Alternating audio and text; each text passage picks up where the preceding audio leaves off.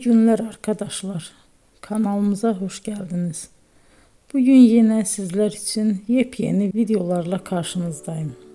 İki başarılı oyuncularımız Elçin Sangu ve Barış Ardus'tan güzel paylaşımlarını sizler için hazırladık. Elçin Sangu, Sevdim Alabora, Yalancı ve Mumları, Kiralık Aşk, İyi Günde Kötü Günde bu dizilerde rol almış ve herkes tarafından çok beğenilmiştir. Biz de Elçin Sangu ve Barış Ardus'tan en güzel sempatik fotolarını sizler için hazırladık. Bu karelerin devamını istiyorsanızsa emeğe saygı olarak kanalımıza abone olup yorum yazmayı unutmayın arkadaşlar. Teşekkür ederim.